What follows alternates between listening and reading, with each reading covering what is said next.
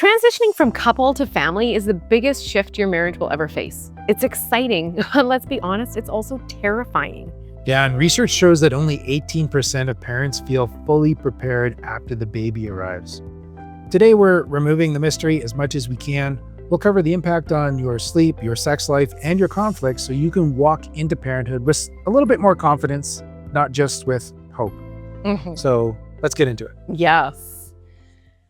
So, hope is good, but I just remember when our first daughter was going to be born, and just trying to connect back to that time. But I had not grown up in a home where there was a lot of babies, or a church where there was a lot of babies around.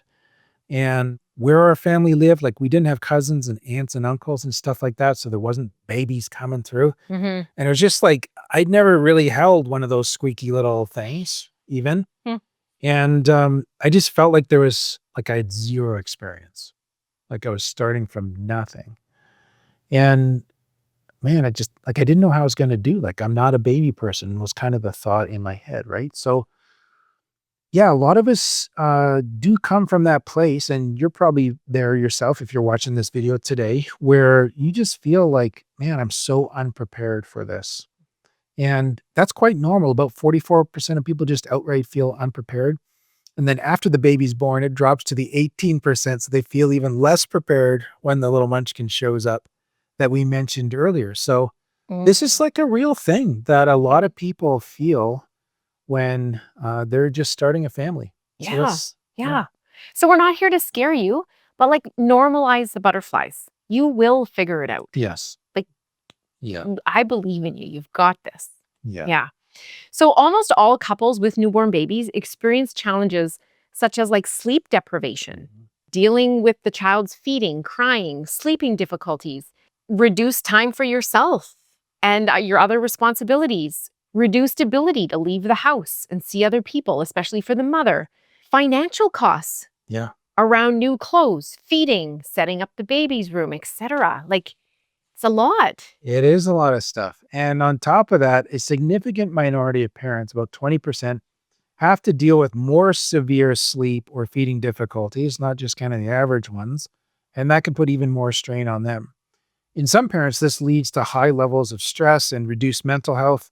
And around 22% of new parents actually show some symptoms of depression, and 15% show symptoms of anxiety. I feel this is a big lesson on birth control, but just stay with us. We're just kind of normalizing the stress here that, this can really hit you. It's a big deal, but we got some ideas for you. We got some hope for you. So I just wanted though to normalize the stress. Yeah. It's a lot. Yeah. Well, we're just going to continue on for a minute on the impact, because we do a lot of couples therapy. So we like to track how the marriage is impacted too. Right. And research typically finds that day-to-day life satisfaction is reduced in the first years of parenting due to having more demands, less free time, etc. And marital satisfaction can also decrease due to having less time together, higher stress levels, reduced sex.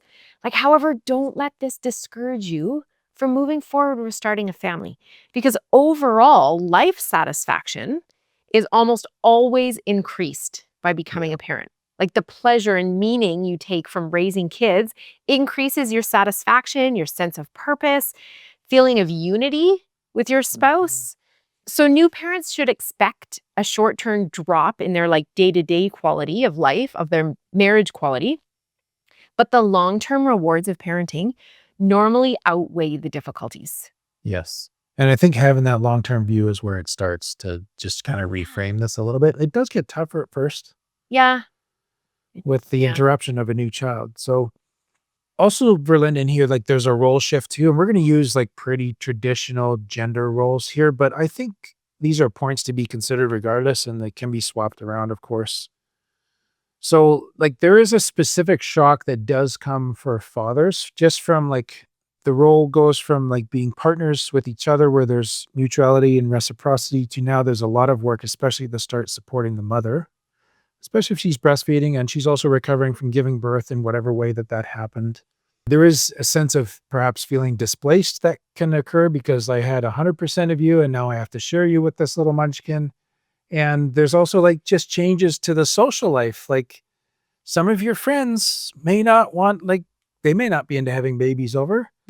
You might have all of a sudden grandparents around a lot of the time, like the in-laws that you enjoyed a polite distance from might be visiting quite a bit, or maybe you love that. Like it could go either way.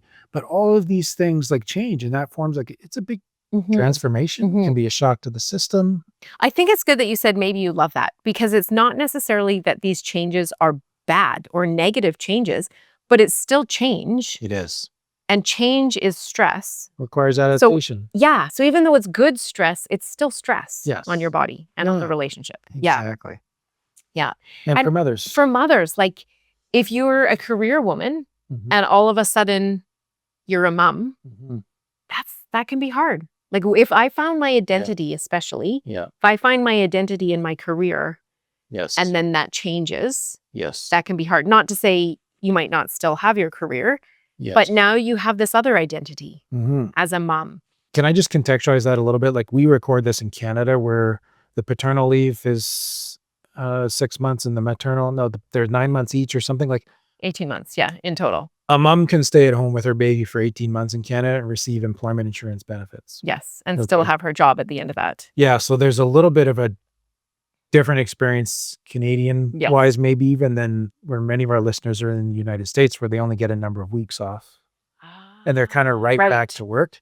Like stepping away from your job for several months versus several weeks is...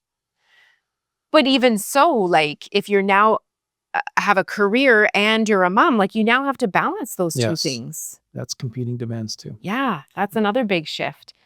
So like our encouragement here is for couples to discuss these role changes before the baby arrives. Yeah. Because they're going to happen. And it's a real thing for both mom and dad. Yeah. And so have this conversation before the child arrives. Yeah. Even that whole conversation of like, I want you to be sort of feel like you can fully be there for your child, but how can we stay connected? For example. Yes. How can I support you? What do you think I'm going to have to do differently? What will you do differently? Like how will we, just your best guess about how you'll organize around this big transition. Yeah. Because I'm a spouse before I was a parent. Yes. I mean, other people might be the opposite way around. But yeah, true. Yeah. Yeah. And then the other thing that we like to say too, like to consider if you're thinking about having kids or you're pregnant, is just this fact that if you're in your marriage, like if there's conflict and you haven't learned how to have conflict well, or maybe there's a lot of conflict, we want to very gently say to you that a baby is not going to fix that. In fact, quite the opposite. It often makes it worse. It often makes it worse because there's more stress in the relationship and you both know like that this little thing needs you guys. So you can't, maybe if you thought in the back of your head, maybe this relationship we could get out if we really had to. That might be going on for some people. And now we've made a baby, so that feels less likely or something like that. That can add pressure, which just feels like stress, which can increase conflict. So it can be really challenging in there, right? And the other thing, and we want to say this gently too, is that conflict, when witnessed by children and it's not handled well, it creates insecure attachment in those children. They don't feel safe. They don't feel like the bond that they have is secure, like you might always be there for them because they have to make sense of the conflict they're seeing you have. We're not saying people should never fight and we actually wish that we'd modeled more healthy conflict in front of our kids so they could learn and just experience a little bit of normal conflict. But I think doing conflict well is important here. Yes, is important. But I'm just saying, like, don't have babies to solve problems. No.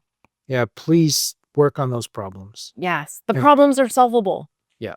Generally. Yeah. Yeah. Yeah, I mean, along those lines, it's a lot harder to fix a marriage when you haven't slept in 3 months. Yeah. Right. Just even the practical side of that. So again, we'd encourage you to resolve those big issues now. Yeah. Before you introduce children to the relationship. Yeah. And so let's pivot a little bit from that, Verlynda, towards like beginning to work on this. Like one of the things that couples can do is to really create this idea of joint responsibility. Okay. And this is just about teaming up. And the research shows that this is one of the biggest predictors of success when parents come together, where it's like, especially, and again, part of the role normalization here, but for dads to think about like, don't just help mom, be a parent along with the other parent. And I think that's That's a really good mindset. I wish someone had said this to me at the start too, like that I'm not just chipping in while you do the baby Right. or circling like in an orbit around that, but it's like, we're going to parent this child together. Like we're both parents Yeah. here. So really, Yes. even if you feel like you don't know what that looks like, look, you're going to figure it out, and you're going to figure it out well, but you're going to figure it out fast, but you're going to figure it out. And if you think about like people in your life who maybe you love and you love how they're raising their children, stuff like that becomes a resource to you where you can learn from them if you're not sure how to do some of this stuff. But really owning that role, that identity now of being a parent, and not just like, I'm here to support you while you're the parent of the child. Yeah. Yeah. That's an important teaming up thing that can really be a blessing to starting a young family. Yeah. And I mean, fear comes with that. We've already talked about that. Fear Yeah. comes with that. But trust your intuition. Like you will be the expert Yeah. on your baby. And you can trust that. And be careful with books, right? Like educating yourself is wise. But many other books have like this siloed perspective that may not work for your child's nature. So I'm a big advocate on like trusting your gut. Yes. Get to know your baby, respond to your baby's needs. Your baby can communicate with you even though they can't communicate yet, and you can respond to those needs, both mom and dad. Like there's Yeah. Yeah. Yeah. And I think one of the reasons why we get on this, Verlynda, is we see people like they read a book and they try to Yes. impose that author's experience onto their family, Yes. and it's not a fit. Yeah. Or it might fit for one kid and And it doesn't fit for the next kid yeah. because their temperament or their personality is so much different. But also like people get super passionate about like whether you sleep this way or the baby sleeps that way, and like how you get them to sleep through the night and all of this stuff. And we've sort of been living life long enough now to realize that like that wisdom that the whole culture believes is right for now and is built on reversing all of the mistakes of the past, that's already got an expiry date on it. And there's going to be another thing that's going to say, no, that wasn't quite it. So yeah, like look at the cultural wisdom, try it out. If it seems like it's working really well, great, like go for it. But if it's not a fit for you in your family, just because like your 3 other parenting buddies are doing the same thing and it's working for their kids, that's okay. You find out what works for your kid. If they can't handle that, like, Yeah. it's your kid. You got to raise your kid. Like it's not their kid. Yeah. And you also have to live with the consequence of your decision. Well, you do. Yeah. Right? Like whether you want to sleep this way or sleep this way, I'm not you sleeping. No. So Yes. what does it matter to me? Yep. 100%. Yeah. The stuff that everybody thinks is right and wrong is not as right and not as wrong as you think it is. I mean, Yes. other than the obvious, like don't beat your child or shake your baby, that kind of stuff. Make like, sure you feed them and co-sleeping, not co-sleeping. Like if you want to co-sleep with your child and it works well for you guys, go for it. If that's not your thing, because you can't get any sleep and you know you won't treat that child well, don't co-sleep with your baby. Right? It's okay. Yeah. Nothing's like as absolute in that realm, is it? Like you don't have to do things perfectly. Yeah. You don't have to do this perfectly. It's good enough parenting is what the research shows is critical for your child. Yes. Good enough. Yes. I love that. It's not a super high bar, even though we can feel so much stress about getting it right. Yeah. Nevertheless, like we're couples therapists. So if you're worried about the state of your marriage now before the baby comes or the baby's on the way, you know what? Like, let's strengthen that foundation now. Let's get into that. We help couples prepare for this transition every day. We do couples therapy all the time with couples in our practice. And we would just love to speak with you as well. And you can book your free, confidential 20-minute consultation with our team. And you can do that on our site at therapivo.com. Thanks for watching.